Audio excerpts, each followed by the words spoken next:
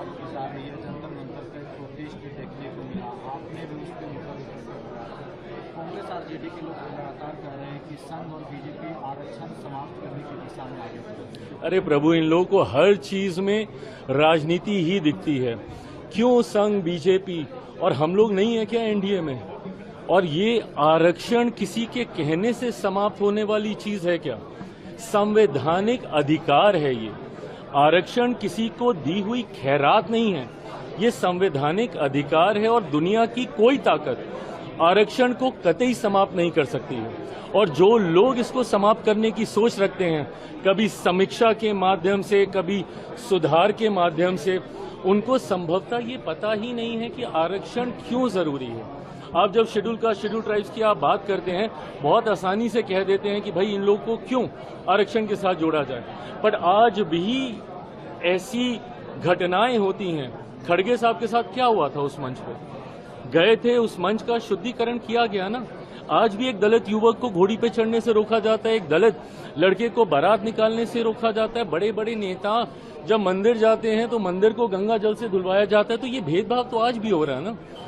और ये वही अनुसूचित जाति है जो छुआछूत का शिकार रही है। भारत के संविधान में जब आप शेड्यूल कास्ट को देखते हैं, ये ऐसी कास्ट है जिनको शेड्यूल किया गया है, जिनका आधार छुआछूत था, जिसकी वजह से इनको गांव से बाहर रखा जाता था। इनको छूना तो दूर की बात है, देखना तब पाप माना जाता था। ऐसे में मुख्य धारा के साथ जोड़ने के लिए, और क्या हम लोग उस लक्ष्य को पूरा कर पाए? नहीं कर पाए ना। आज भी ये भेदभाव होता है। तभी जब मैं क्रीमी लेयर का भी मैं विरोध करता हूं, मैं इसीलिए करता हूं कि आज कम से कम हम लोग एकजुट हैं तो अपनी बात रख पा रहे हैं। बट जैसे ही इसमें सब क्लासिफिकेशन होने लग जाएगा, जैसे ही इसमें क्रीमी लेयर की बात हम लोग करने लग जाएंगे, तो ताकत हम लोग की घटने लग जाएगी। और जैसे ही ताकत घटेगी तो धीरे धीरे करके संभवतः ऐसी सोच वाले लोग जो आरक्षण को समाप्त करना चाहते हैं, उनको ज्यादा बल मिलेगा। आज की तारीख में शेड्यूल कास्ट हो, शेड्यूल ट्राइब, अब शेड्यूल ट्राइब में यही सारी जातियां हैं जिनकी वेशभूषा अलग रही, जिनका रहन सहन, बोलचाल, ऐसे ट्राइब्स को शेड्यूल किया गया। पिछड़ा वर्ग से आने वाले लोग जिनको संभवतः मौके नहीं मिले, इसके माध्यम से उनको, और अब तो जो लोग आर्थिक तौर पे कह रहे हैं, ऊंची जाति से आने वाले गरीब लोगों को भी 10% का आरक्षण मोदी जी की इसी सरकार में हम लोगों ने पारित करने का काम किया।